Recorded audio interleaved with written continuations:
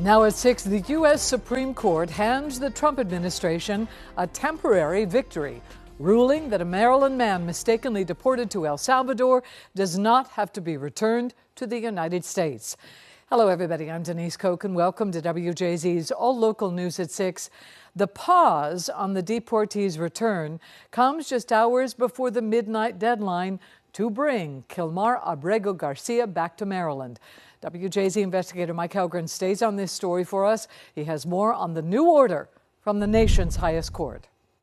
Earlier, Kilmar Abrego Garcia's wife spoke directly to President Trump, saying she hoped her children would be reunited with their father tonight.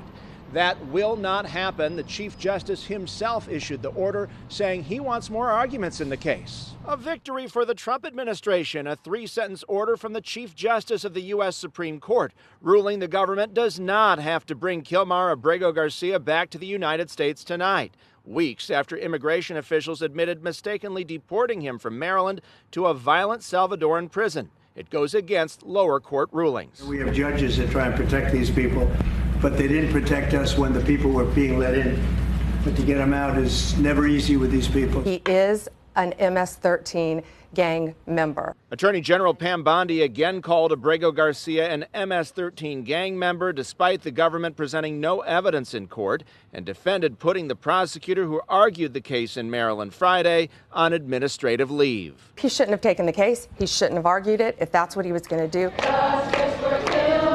The case has drawn outrage, with Abrego Garcia's supporters rallying around him. A Maryland federal judge blasted the government, calling the mistaken deportation a grievous error, and ruling there were no legal grounds whatsoever for his arrest, detention, or removal. His detention appears wholly lawless. The Fourth Circuit Court of Appeals upheld that decision, writing, Abrego Garcia has no criminal history in this country or anywhere else and is a gainfully employed family man who lives a law-abiding and productive life. Maryland Congressman Glenn Ivey. But it should send a message, I hope, to the Trump administration that you can't just go around grabbing people, and once you realize that you've made a mistake, don't double down on it. The Solicitor General wrote in a successful appeal to the Supreme Court, the United States does not control the sovereign nation of El Salvador, nor can it compel El Salvador to follow a federal judge's bidding. As a former prosecutor who's handled immigration cases, have you ever seen a case like this? I don't think I've ever seen a scenario where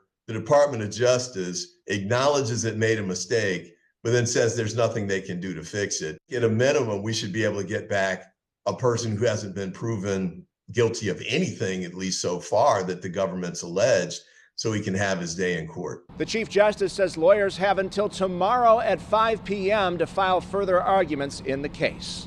In your corner downtown, Mike Helgren, WJZ. All right, thank you, Mike. Now